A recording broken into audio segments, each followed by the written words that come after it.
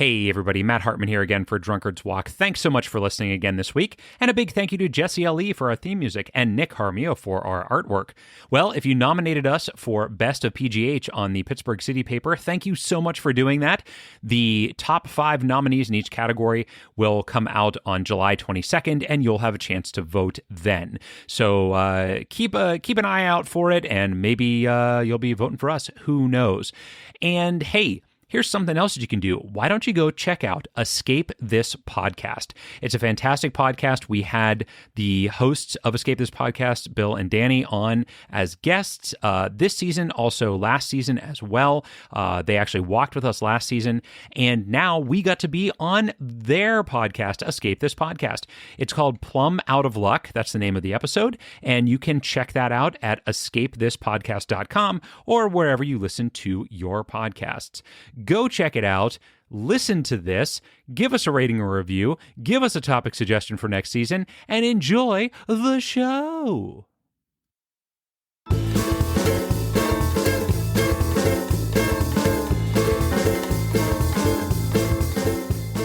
Hey everybody, welcome to Drunkard's Walk, the podcast. It's me, Matt Hartman, one of the hosts of Drunkard's Walk, the podcast. You know, I've been one of the hosts of this podcast since its inception.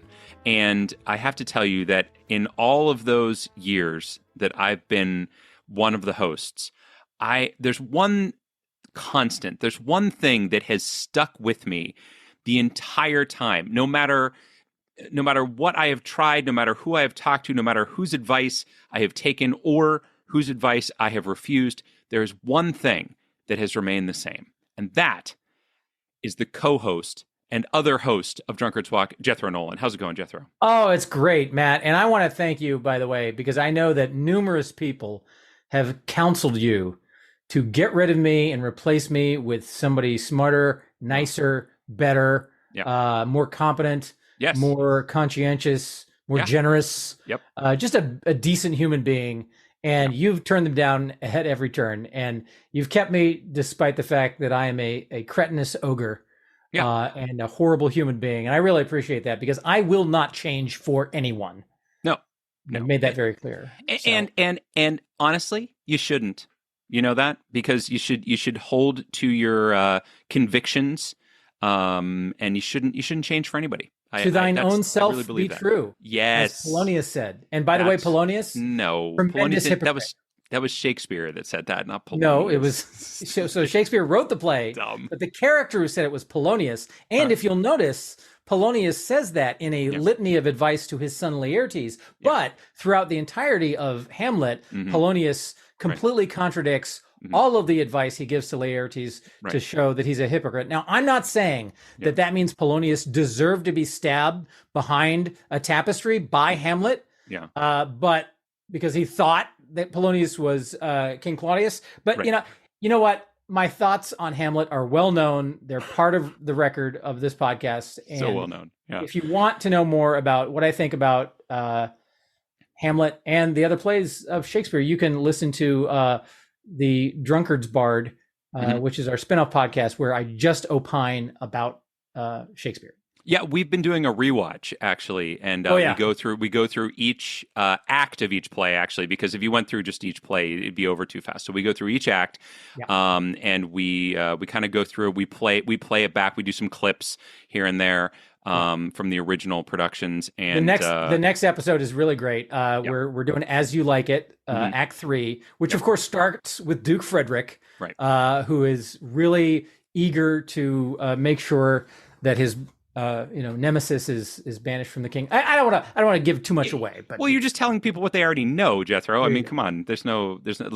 We get into the weeds though in the actual show. Super. And they also get into the weeds in As You Like It because, as you know, most of the play takes place in the Forest of Arden when Rosalind has been banished and is posing as Ganymede to woo her intended Orlando, son of Sir Roland de Boys. By the way, I want to thank my wife and daughter for doing Shakespeare in the park, because I would not have this deep level of reference for As You Like It if I hadn't been running lines with them for the last several weeks. So, yeah, I love it. I absolutely love it. Well, Jethro, as much as I want people to listen to our other podcast, I want them to listen to this one. And so I want to talk a little bit about what it is we do for those folks that are joining us for the very first time. And that is to walk through Wikipedia, a drunkard's walk through Wikipedia from one random topic to another using only the links on the pages. And we start in a place where we ended the week before. We go to a place that is provided by a guest. But, Jethro, we got an email earlier this week, and I wanna read it out to our amazing listeners and our fans here, because I was pretty shocked when I got this email. Do you mind? Is this the cease and desist that we got? No. I wasn't going to read that one out. That actually, good. That wasn't an email. That was a letter that we got. Oh yeah, no, that was fine. Well, to our PO box. I will say this: Beyonce's lawyers are incredible. They are really good. They really are good. There's no loopholes in there. And again, our apologies to Queen Bee. We did not mean to. We weren't aware that you own the copyright to all the single ladies. Who would have known that? Why would you know that? I don't know. Well, anyway, here let me read this email, because this really struck me here. It says, "Hi, Drunkards Walk team. My name is Anuj Agarwal. I'm the founder of FeedSpot." Now, I'm sure you're all familiar with FeedSpot. This is the founder of FeedSpot that is reaching out to us. Anuj goes on, "I would like to personally congratulate you, as your podcast, Drunkards Walk, has been selected by our panelist, singular, as one of the top 45 wiki podcasts on the web." Wow, we did one of the top 45, Jethro. I'll point out this, that it's legit because they only limited it to 45. Like, right. Anybody can produce a top 50, but they were selective. That's right. And I don't know if you know how many Wikipedia-based podcasts there are out there. There's a lot. And also, if you look at the list, we're like number 12. Well, so let's be clear. We are number 12, but these are not ranked in order by, like, we were not ranked 12th out of 45. These are ranked on the list by the number of listeners and followers and things like that. That's amazing, even in and of itself, because that means that there are 33 Wikipedia-based podcasts that are less popular than us. That's right. So, folks, if you want to go to blog.feedspot.com/wiki_podcasts with an S. It's an easy URL to remember. Yeah, you can find this. You can check it out. And it goes on here. It tells us we can change our logo and we can edit the things if we want to do that. It says, add all your social media profile links, as well as we use follower counts as one of the factors to rank the list. I personally give you a high five and want to thank you for your contribution to this world.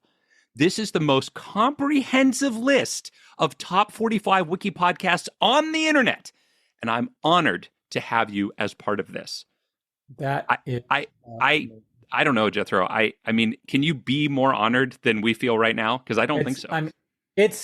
This is right up there with the day I was married and the day my child was born, in terms of the honor that I feel that a random website has ranked us the 12th most listened to quality Wikipedia-based podcast. Let's be clear. A random blog has done this. And some podcasts, I'm just going to throw out a couple that are ahead of us. Spooko, I Can't Sleep, Wikipedia featured article of the day, Wiki Listen, OMG So Random Hee Hee, and Citation Needed. All of these are ahead of us right now. But who are we ahead of as far as our listeners? Oh, and by the way, we've moved up to number 10. Look at that. Yeah, Top 10. It was 12 when we got it. But people who are trailing us right now, how about Wikipedia Read, Wiki University? How about Truly Rotten Potatoes and the WikiCast? All of these we are ahead of right now. And I mean, I feel honored to even be on the list with those people. I feel even just amazed that we were able to. It's an honor just to be nominated, Matt. It's fantastic. We didn't even need to be nominated. We're just on the list, man. But we had to have been nominated if we're on the list. I mean, I don't know how that works, but maybe we were. So Matt, there you go. I tell you what, this excites me about is I want to get into it. I want to dive into Wikipedia right now. I want to go in there. You do? And I want to go to a destination of some kind. That sounds great. Jethro. We know where we're starting. Did you pick a place where we're going to end? No, Matt, that's not how it works. It wouldn't be authentic. The people would revolt if we picked our own destinations, because they would be like, this is, I mean, listen, the whole game show ecosystem, which we are a small part of, is still shaking from the quiz show scandal of the 1950s. And are they? Very slowly but surely, we've done our part to make sure that we don't upset the apple cart of listener/viewer trust in the format of our top 10 podcast. Yeah. So in order to ensure that we have not rigged the game, we invite people we know very well from improv. Yeah, that won't rig it at all. Yeah. To be guests and provide a destination that we have never heard of before. And I am delighted and honored to say that this week's guest is none other than Pittsburgh famous actress, improviser, bon vivant, museum employee, Apryl Peroney. Wow, that was quite an introduction, friends. Thank you so much. I am honored to be part of a top 10 Wikipedia-based podcast. In Apryl, I gotta tell you, we wanted to save this surprise for last, but you have been selectively ranked by a blog I will not name as one of the top 45 guests that Drunkard's Walk has ever had. So congratulations on that tremendous honor. I have tears. It's so good. Isn't it sad? Somebody said something nice about us and we're just dragging them. I know. It's terrible, but it just seems. I see. Here's the other problem is that I'm not sure how legitimate this is. Like how, or if it was just some randomly put together. Because the email feels like maybe it was written by an actual person, or maybe it was written by AI. Like I don't know for sure. I don't know. Did you ever get like a letter when you were younger saying that you have been selected for Who's Who? Who's Who? Yes. Oh, did I get a letter? I bought that damn book.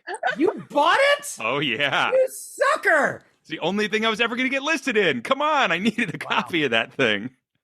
Wow, that is amazing. Yeah, my parents have it. It's somewhere in their house.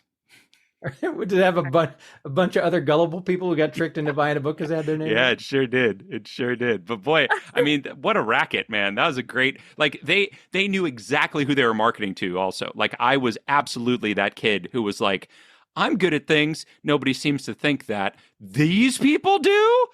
I'll be a part of it. Yeah. I was also nominated, Matt. I was also nominated. Did you get a copy of the book? I did not. Oh, see. You passed the test, Apryl.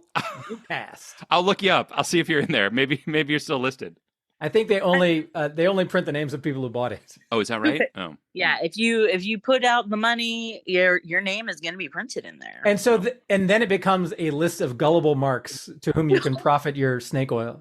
I think having my name in a book is something I would pay for. So really, I think I paid and got exactly what I wanted.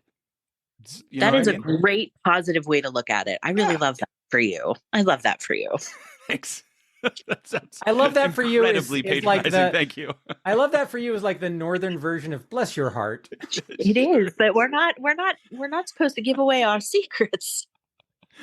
Apryl, thank you for joining us for this. We really do appreciate it. Now, Jethro mentioned that you have your fingers in a lot of pies, as they say, in the Pittsburgh area. So tell us a little bit about, now we met you via improv, or at least I did. I guess Jethro might have known you before that. I don't know if he did or didn't, but improv, baby.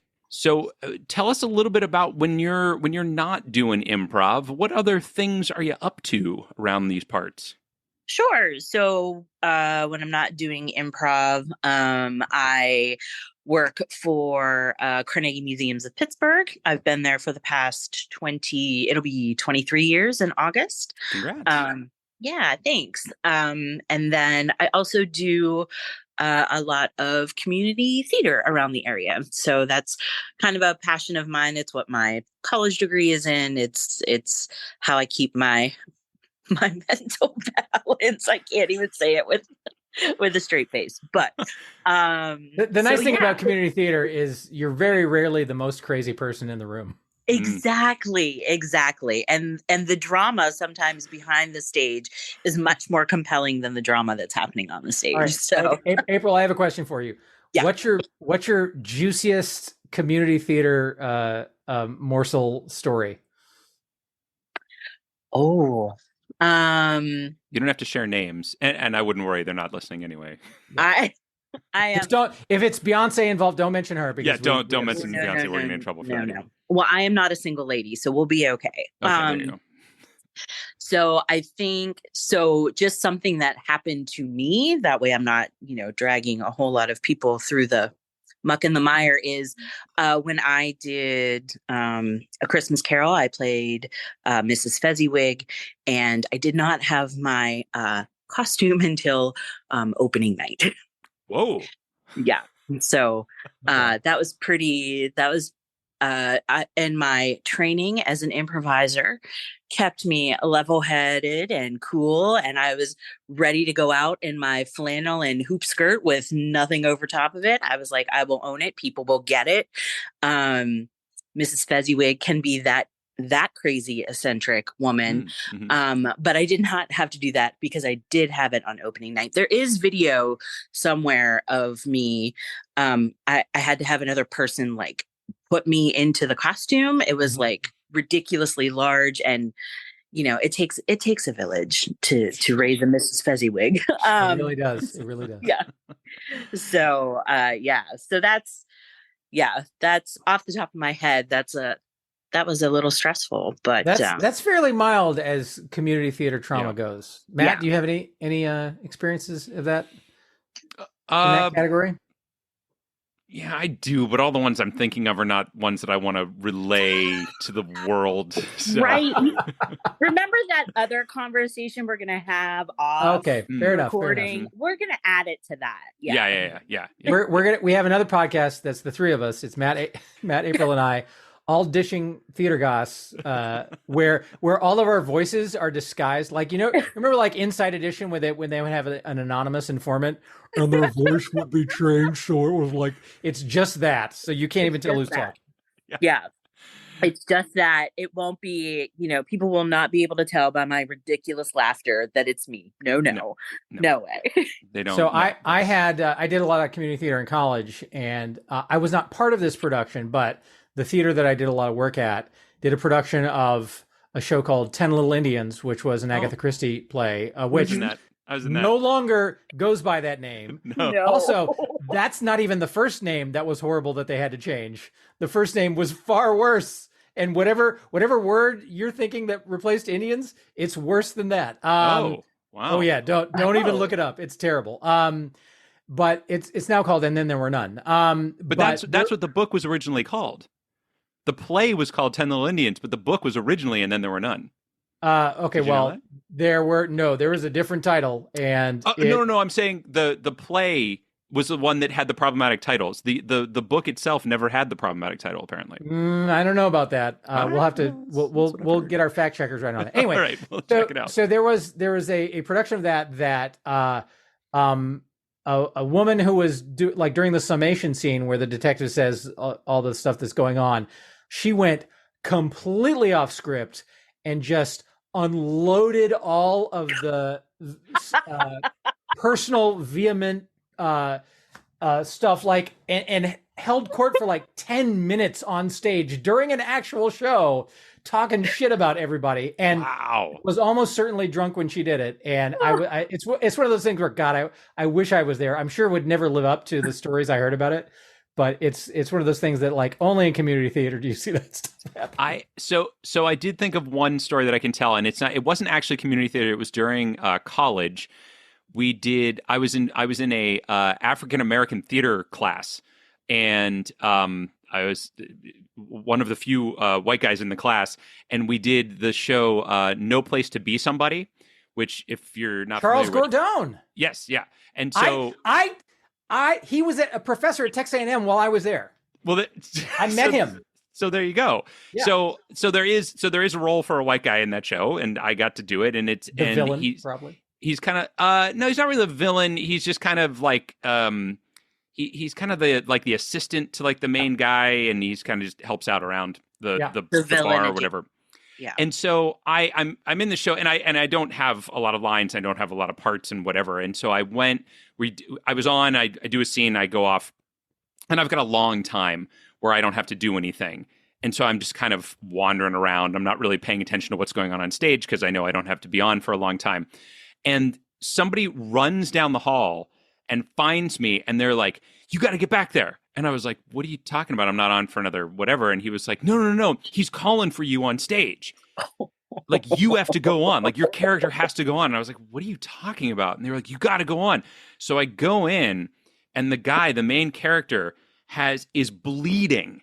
Yikes! Like hardcore bleeding out of his hand because there was a knife on stage. It was a prop knife, but it was actually a knife apparently, and he had cut his hand open. Yikes! Essentially.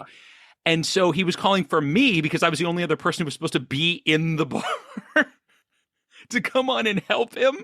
And so I go and I like, come on. And he's like, he's in character, which is amazing. Like, he stayed in character, and he's like, "Give me something to fix this and whatever." And so I get him like paper towels or whatever, and he's put it. And then eventually, like, the professor who is there is like, "Okay, we have to stop the show because he's actually hurt." And that was the end of the show. We were only going to do it one time, and that was it. That was the end of the show. They took him to the hospital to get stitches.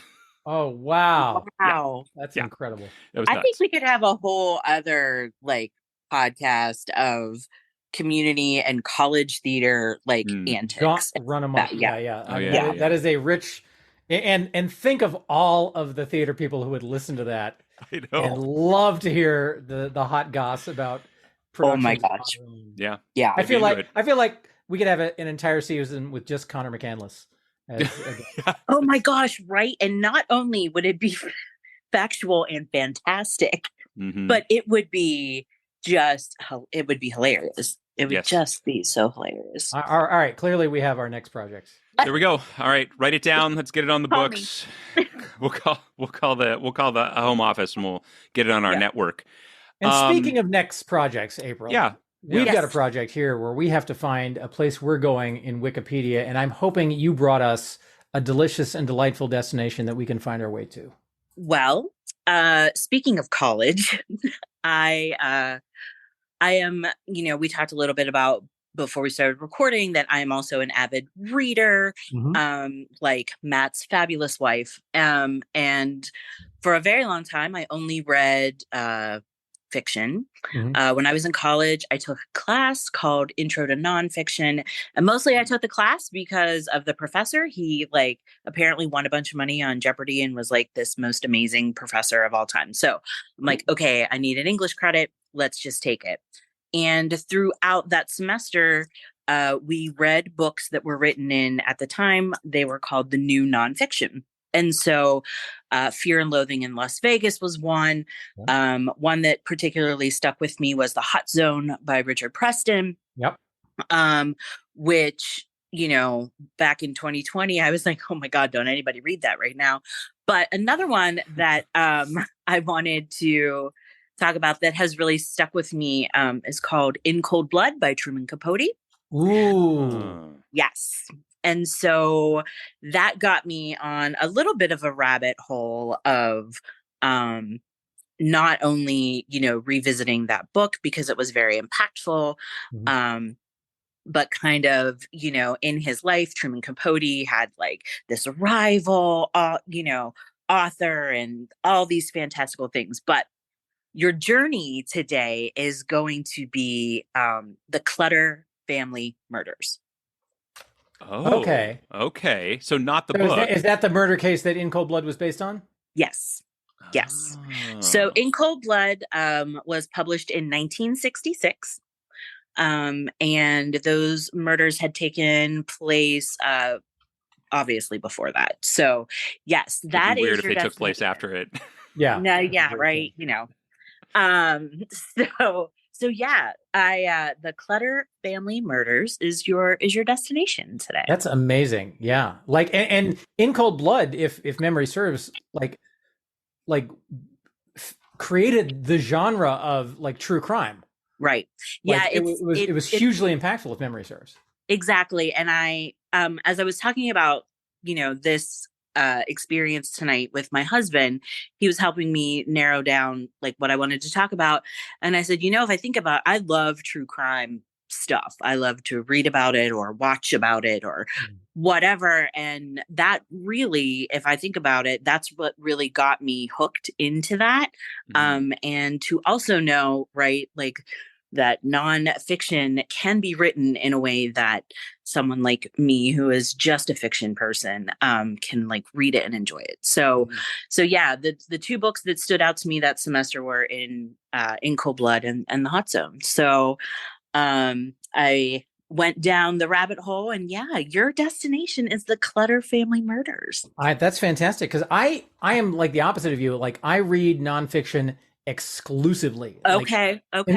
In fact, I think the last fiction book that I read was To Kill a Mockingbird. Like when it came out. Yeah, exactly. Like 6 or 7 years ago, which it was there's always been a bit of a rumor, just because Harper Lee only published that book and never published anything else, and she was childhood friends with Truman Capote. There's always been this rumor that Truman Capote wrote To Kill a Mockingbird. I thought Harper Lee wrote one more. She wrote like Go Set a Watchman or Go Tell a Watchman, like, which was published posthumously, which was a sequel. Right. And again, also, there's always rumors about that kind of stuff. So I think it's one of those things like who wrote Shakespeare's plays kind of thing. Like, it's fun to bandy about in the parlor with the other lords and ladies. Most definitely. Exactly. That's so you don't know exactly when these took place. Do you know by any chance? Because I've not read In Cold Blood, nor have I believe there's a movie too, and I haven't seen that either. There is. I've not seen the movie. I've just read the book. Do you know? So there's also, I believe that the movie Capote, starring the late great Philip Seymour Hoffman, also the In Cold Blood story features very heavily in that. Okay. If memory serves. And Catherine Keener played Harper Lee in that, if I'm not mistaken. Oh, that's good to know. So did... Way to dismiss me. Thank you, man. That's great. So anyway. Do we know where these took place by any chance? Like state or city or anything? In Kansas. Kansas. Okay. All right. I don't know if that's going to help or not. I didn't want to give a specific destination. I kind of wanted you to work for it a little bit. So okay, that's fine. I got it. But you have verified that there is a Wikipedia page for this particular thing. Okay. Yeah. Okay. Excellent. That's good. That's what we need to know. Yeah. Okay. Well, I'm intrigued. I think this is going to be an interesting thing to try to get to. And we're going to do a little Truman true crime here. Awesome. True crime Capote. Keep workshopping it. Is that doing it? Is that what do you guys think? You guys like You're that? getting there. Let's throw it against the wall and see if it sticks. I like the way you think. Keep going. Thank you. I appreciate that. Apryl, we do have to ask you before we let you go, though. Are you drinking anything this evening? I am drinking classic Jameson, triple distilled, right? Nice, of course. Smooth, with a splash of ginger. Oh, very nice. What are you guys drinking? Nice what are you drinking tonight? Jethro, you want to go? So I recently went to Holland, Michigan for the Tulip Festival there because of my wife's affinity for tulips and our mutual connection from falling in love in the actual Holland. But there is a Coppercraft distillery there, so I'm having their blend of straight bourbon whiskeys, and it's utterly delightful. I highly recommend it. Fabulous. Does somebody have a dog going crazy in the background? Yes, my dog is barking. So okay. When Apryl is dismissed, I will go tend to him. That's fine. I just wasn't sure where it was coming from, and I wanted to make sure we gave credit. You don't want to have a dog on and not give credit, because then that's when you get another cease and desist letter. Yeah, no, my dog's lawyers are amazing. And I don't need that. I am drinking a bourbon tonight as well. Actually, it might not be a bourbon because it is a blended whiskey, according to the label. It is called Traveler. And I had never seen it before. I'd never heard of it before. It is from the Buffalo Trace Distillery. They had it available at the Fine Wine and Good Spirits store the last time I was there. And I said, how much is it? And he said a number that was low enough that I was like, I'll try it. And it is quite good, I have to say. If you are a fan of Buffalo Trace, in fact, probably even if you're not, it's got a very good like bourbony taste, even though it's not technically bourbon because it's blended. But I like it quite a bit. Did I just do that wrong? I guess there are blended bourbons, aren't there? I don't know. I don't know enough about this stuff. I've got my bottle says a blend of straight bourbon whiskeys, so I feel. Oh, so there you go. So there are blended bourbons, and I mean it's got to be made. I mean it's Buffalo Trace, right? So it's in Frankfort, Connecticut. Oh my God, Kentucky. By the way, guys, I need reading glasses. Have I told you about this? Well, welcome to the club. So far away. It said good whiskey is like a good song. That's what it says on the back of this. If I squint enough, I can see it. So there you go. This is blend number 40 that I'm drinking right now. So I guess they make different blends as well. So anyway, give it a try if you like bourbons, you like whiskeys, because it is tasty. Fantastic. Awesome. Well, Apryl, thank you so much for joining us, and thank you for sharing your tales in this challenging destination. And it's, as always, a delight to see you, and I hope to see you in person sometime in the not-too-distant future. Yeah, I hope to see you guys too. Thank you so much for having me, and I will look forward to hearing this when it is published. Good luck, happy drinking, safe walking, and I'll see you guys soon. Thanks much. Take care. Cheers. Bye, Apryl. Okay, Matt, so we've got our destination. We've talked about our drinks. That leaves one thing and one thing only, and that is our guests. Even though it's totally irrelevant because you've already locked in a win for the season. You know, I was thinking about that, Jethro, and last week I feel like my response to that was so underwhelming, and I've waited seasons and seasons to actually win a season. I should have been celebrating a lot more than that. So I want everybody to know that I've been beaming for the past week, and nothing has gone wrong for me. It's been sunny every single day. The birds have been singing. The rabbits have been frolicking. My life is finally everything it needed to be. So I wanted to make sure that was clear to everybody that I'm very excited. That's so great, Matt, because I have had a week of unspeakable tragedy. I just got out of the hospital. I was hit by a bus. Oh, no. Yeah. And also Christy and I are separating. She's leaving. She was like, if you can't win Drunkard's Walk, I don't want to be with you. Yeah. And also I got the most obscene and upsetting email from Dave Foreman I've ever received in my life. Where he just because he's got a persona of like the nice guy, very gregarious and agreeable, but even though the episode where you have locked up the win hasn't aired yet, no, he somehow knew. Well, I emailed him. That explains it. He tore into me, and he said, "You're dead to me." Yep. And I'll never speak to you again. So that's yeah. Well, it might have been Dave Fiveman you were talking to, actually. Oh, that's right, because Dave Foreman, of course, no longer exists. I, as far as I know, anyway. I mean, he could be out there in the ether somewhere, but I don't know how we would ever find that out. But I am very excited about it, and I do though, Jethro. I mean, we do have 4 episodes left in this season, including this one that we're recording right now, and I feel like we still should put something else behind this. So. We have gone for a bottle of bourbon. That is it. That was what was at stake, and I have won that. And yay, a celebration for me. How do you want to put something on these last 4? You want to add something on, a little side bet? Of course, yeah. Let's do it. All right, let's do it. So what would you like? Can you think of anything in particular that you would like to add to that? I mean, I feel like steaks are always a good pair with bourbon.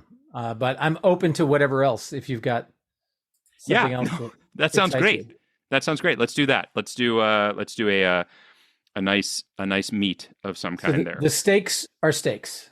Yeah, the steaks are steaks. All right, so there you go. So that's what our last 4 will be up for, and we'll see how it goes. So maybe I'll be getting both, or maybe I'll just be getting that bourbon. Well, in order to find out who's going to win those stakes, I guess we need to get diving into things and start at last episode's ending spot, A Court of Thorn and Roses. That's right. That's where we are starting off. And you wrote down your guess, by the way, yes? Oh, no, I didn't. Oh gosh, I should do that. Yeah. I should absolutely do that. Yeah, that's going to be an important part of this whole bidding. All right, I have now written down my guess. So okay, excellent. So here we are on A Court of Thorns and Roses. And as you recall, last week, we thought it might be the book page we were going to. I talked to Emma about this. She actually thought that the page was just for the book. She hadn't gone through the whole page to realize it was for the series. But we are on the correct page, at least. So that's good news. Is there a separate page that's just for the first book? No, there's not. That's why. All right, then. Okay, well, all right, then. So now the thing about this, Jethro, is that we do potentially have a path through books. Oh, yeah. Right? We certainly do. And I'm not going to say we shouldn't follow it because we are trying to get there the fastest that we possibly can. The only thing I want to point out is we went through books to try to get from the Power Broker to Round the Twist. Mm-hmm. And it just feels like a path that we've already followed, but I also kind of, we're trying to get there the fastest we can. So I'm fine if that's what we're going to do. I just we have a moral obligation, Matt. And if you wrote down a high number and you're trying to come up with some bullshit, to have us go a more meandering route, then that's fine. But I will say that there is the second link on the page is New York Times bestseller, which I feel like is a rocket ship right to where we want to go to get to the Clutter family murders. I mean, if there's a link on this page to famous murders, we can do that. You'll do that too. But I feel like In Cold Blood is a really good place for us to aim for.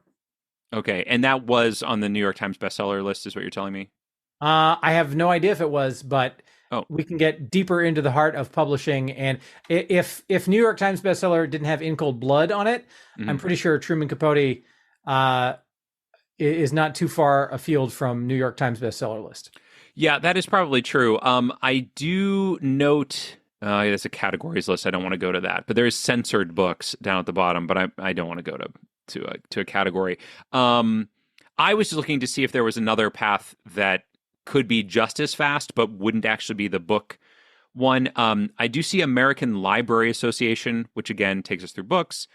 What non-book path are you fantasizing about that does not exist? Well, I was kind of hoping for like a movie path, honestly, because there are references. There are references on here to things like Hulu, 20th Century Television is on here, and I thought there might be like a path through, some sort of other media that wasn't the book media.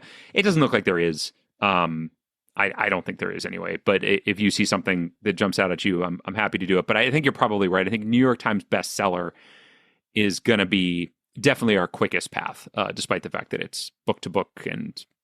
Listen, I disagree with your poo-pooing of this book-to-book thing. Like, hey, sometimes we have a direct connection. We went from the Knocker to Medusa. They're both mythological creatures. I feel like it's a theme for this season. Yeah, no, it's fair enough. And hey, maybe those murders are on the next page, and then we could be there. Oh no, it would still be a tie. Unfortunately, it's not on this page, huh? No, yeah, we're not going to get the mythical one link. All right. Well, I wanted to see if we could beat our shortest here, but I guess we can't. All right, so the New York Times bestseller list, is that where we're headed? That's where I'm going. All right, let's do it. The New York Times bestseller list. Fantastic. Yeah, I love it. Although the bestseller list in America was published in 1895, The Bookman, a bestseller list, was not published in the New York Times until October 12th, 1931. 36 years later, with little fanfare. So I like this. The list has been a source of controversy when the Times believes a book has reached the list in a suspicious way, such as through bulk purchases. Oh, yeah. The book's entry on the list is marked with a dagger symbol. Ooh, yeah. That's like anytime you see like a Ted Cruz book on the New York Times bestseller list. Yeah, that's some hardcore bullshit there. And I didn't know, like they have a picture of this dagger symbol on here, and it's like, you've all seen it before. It's like a cross with like a very short cross part and a very long part going down. And I didn't know that was called a dagger symbol. That's a new thing for me. So there you go. Oh, Matt. What do you got? I have so if you go to the statistics section, During the period studied, Dan Brown's book, The Lost Symbol, held the record with 3 million copies sold in 1 year, followed by The Girl Who Kicked the Hornet's Nest by Stieg Larsson and Go Set a Watchman by Harper Lee. And Harper Lee is linked there. I see it. I like it. I think we should scan the page because there are several other things that are there, but Harper Lee is a very strong contender for me for the aforementioned reasons. Yeah, no, I think that makes good sense. It's certainly a strong connection with true crime Capote. True man Capote. Either way. I was looking to see if there was a reference to a true crime novel or something like that on here. I see Gene Shepard is on here, not true crime in any way, but under the controversy section, and I want to say this because it just points out how smart I was for making the earlier comment. Yes. In July 2015, Ted Cruz's book For a Time for Truth was excluded from the list because of the overwhelming preponderance of evidence was that sale of Cruz's books were limited to strategic bulk purchases. That's right. Ted Cruz is full of shit. Shocking. Shocking. Yeah. I know. Let's give our listeners a minute to absorb that new information that heretofore has been incredibly well hidden from them. I see John Grisham listed on here, who not true crime, obviously, but definitely a crime books and things like that. There is also list of the New York Times #1 books. Mm-hmm. And when you open that up, this is at the bottom in those purple boxes, it has years. So if you click on a particular year, you can actually see, I guess, the list of New York Times #1 books for that year. Okay. And we know that In Cold Blood came out in 1966, did she say? Oops. No, I forgot. Did she mention a year? She did. Yes. Oh my God. Was I not listening carefully? Yeah. Oh gosh. That's terrible. Yeah, so that's a bit of a gamble for me because I have no idea what year the book came out. But also remember 60-something. 60-something, yeah, but I don't know if you know this about the 60s. There are 10 different years in the 1960s. There are. And if we guess incorrectly, we are in for a world of hurt. Yeah, that would be a problem. If you feel strongly, hey, I'm game. No, I don't feel strongly because in my mind, it's either 66, 67, or 61. And those are so disparate that I wouldn't even very different take a chance years. on it. Yeah. Very different years. So probably Harper Lee is the way to go because there's definitely going to be talk of Truman Capote on that page. And I would think that that's going to be a pretty quick jaunt on over to these murders. So that's where I would go. Yeah, I mean, but Matt, I feel like even though you and I and our incredibly intelligent listeners know that the path from here on out is fairly clearly defined and very likely, I feel like it is our obligation to fill this predetermined path with witty banter and fun anecdotes and tangents that make the path worthwhile. Yeah, no, I agree with you. All right. So with that heavy caveat, so go ahead. Do we want to go ahead and click on Harper Lee? Yeah, because I didn't even realize I moused over Harper Lee.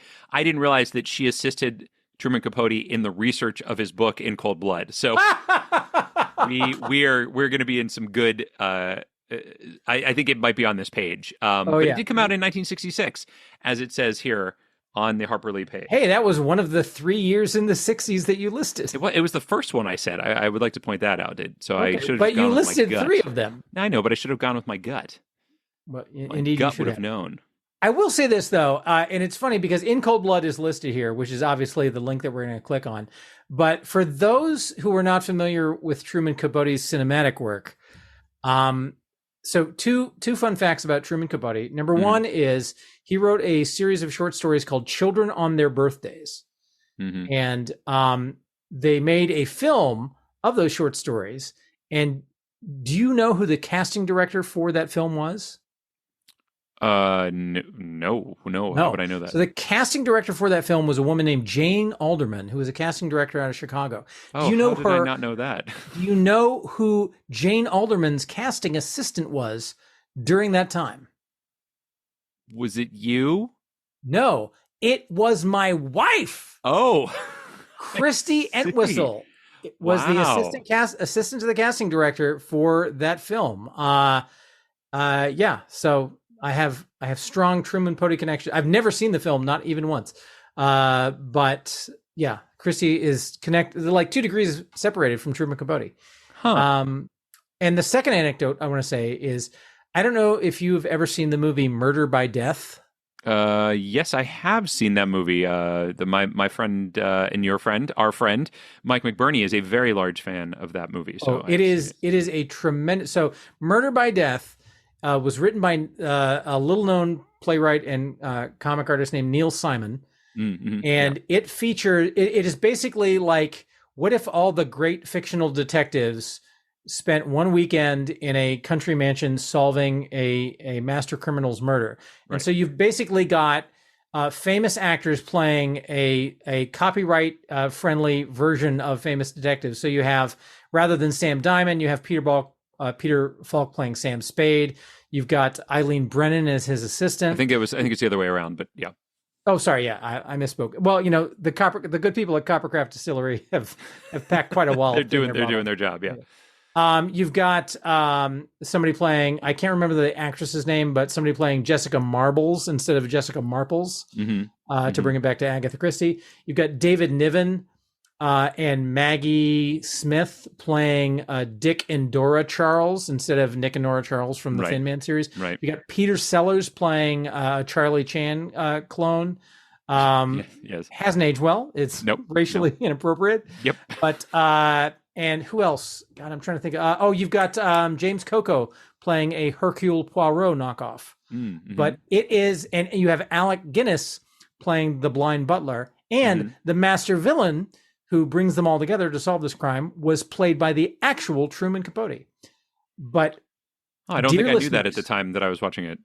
What? I don't think I realized that at the time I was watching it. Yeah, I would say, dear listeners, it is a wonderful movie.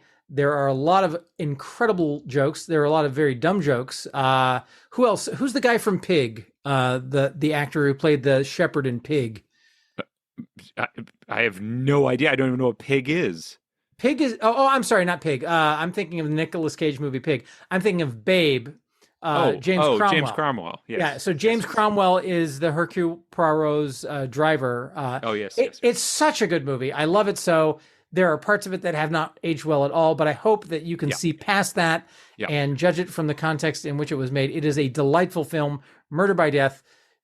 Go down to Blockbuster, rent a copy of it, watch it on your VHS. You'll love it. Yeah, you're really going to enjoy it. Don't forget to rewind it, though, when you take it. Oh, no, you don't want to pay those fines. No. So, Jethro, one of the things, I'm looking on this page as you're talking here, and I was thinking, it would be great if what we were looking for was actually on this page. The Clutter family murders. That's right. And so when you go down to after To Kill a Mockingbird, there's a section called Middle Years. Yeah. And it says right here, as the To Kill a Mockingbird manuscript went into production in 1959, Lee accompanied Capote to Holcomb, Kansas, to help him research what they thought would be an article in a small town's response to the murder of a farmer and his family. Capote would expand the material into his best-selling book, In Cold Blood, serialized beginning in September 1965 and published in 1966. So you'll notice that the Clutter family murders is not mentioned specifically. No. Now, we could click on Holcomb, Kansas, and I suspect, and again, this is not in any way to besmirch the good people of Holcomb, Kansas. No. But I don't know if there's anything more famous that's happened in Holcomb, Kansas other than the Clutter family murders. I would agree with you. So my thought is this. We know that if we go to In Cold Blood, we are absolutely going to have a link out of this and we're done, right? Uh-huh. There is a very high probability that if we go to Holcomb, Kansas, we have a link out of this and we will be done. But it is not as sure as In Cold Blood. So I'm going to make a suggestion to you, Jethro, that we click on Holcomb, Kansas, simply for the adventure of it. What do you think? Okay. All right. So I appreciate what you're thinking because, Matt, you have a dedicated perspective of always wanting to deliver to the listener an amazing experience, an incredible journey. Yeah. And God bless you for that. Yeah. I will say, however, that impulse, which is perfectly fine and wonderful, runs afoul of two key tenets of this podcast. Number one is our commitment to the listener that we will take the shortest, most direct path possible.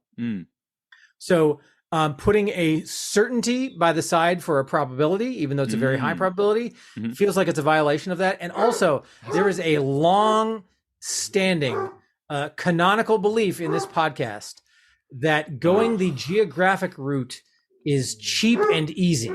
But as you have pointed out many, many times before, in this very season, it is all about the everything on Earth or everything that has ever happened happens in a place.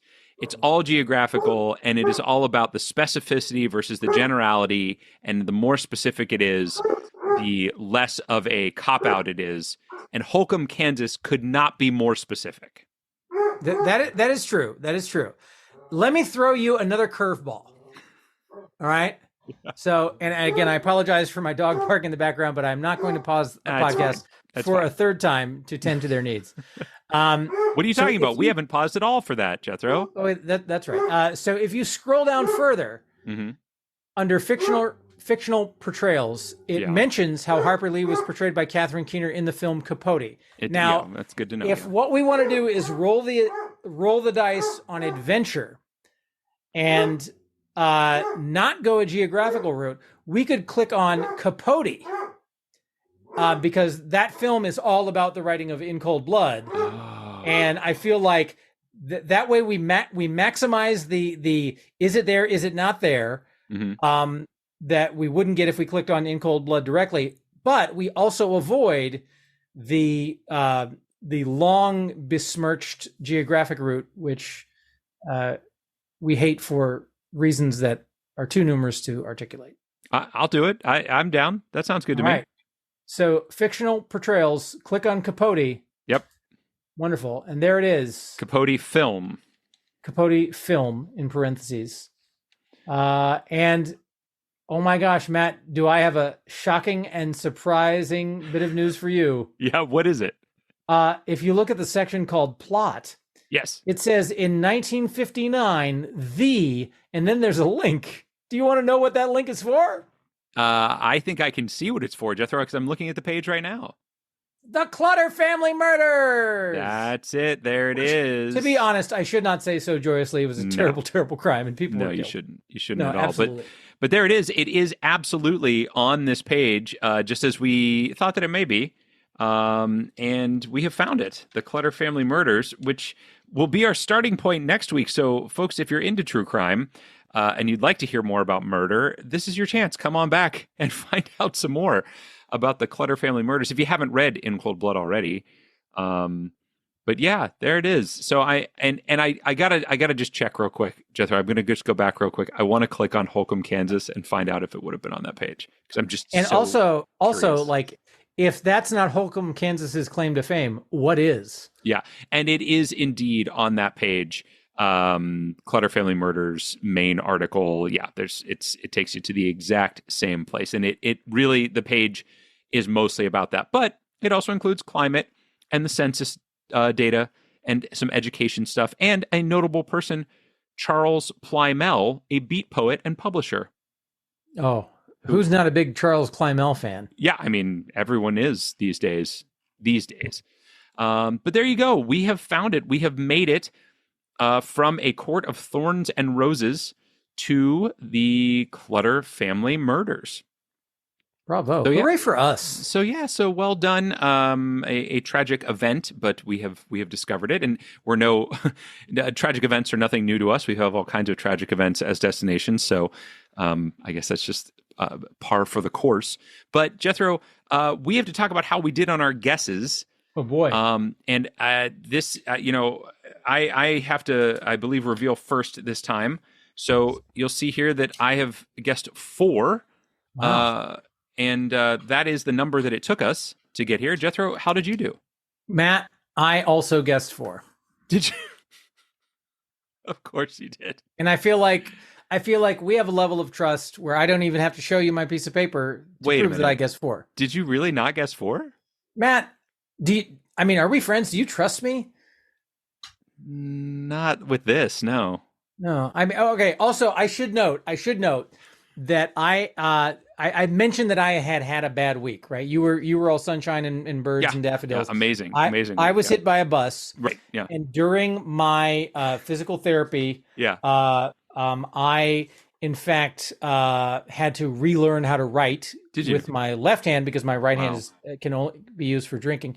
Right, so in the process of learning how to write again with my left hand, that my penmanship has suffered to some degree. I'm sure it has. And my penmanship, it makes a 4 look very strange and unusual. In fact, it looks kind of like a 5. It looks a lot like a 5, but really it's a 4 that I wrote down. I'm sorry, Jethro. I'm talking to the judges. They're reviewing the video, and they're telling me it's a 5. You saw through my tapestry of lies. Yeah, I didn't, but the judges did. Fortunately, they're smarter than judges. I am. So I've won another week, which is amazing to me. I don't understand how it's happening anymore, but I'm excited that it continues. You were overdue, Matt. You were overdue. I guess that's right. I'm doing all of my winning for the past 10 seasons right now. So I love it. Essentially what's happening. But so there we go. We have made it. We've gone. And Jethro, as I think I may have mentioned, this was our 149th episode. Do you know what that makes next week? Wednesday. No. A week can't be a day. It makes next episode our 150th episode. Our sesquicentennial? That's not. I think that means year, but sesquicen episode. Yes, sesquicen episode. So it's an exciting thing for the number 10 out of 45 podcasts that are Wikipedia based to celebrate their 150th episode. So we'll be doing that next week, and maybe we'll get a special guest of some kind. That would be amazing. Somebody we haven't heard from in a while, or maybe love ever. It. Yeah. Wow. Is it Truman Capote? I don't want to say yes or no. That would be incredible. Yeah, it could be. It could very well be. But we'll find out next week, and we'll start here at these murders and go off to who knows where.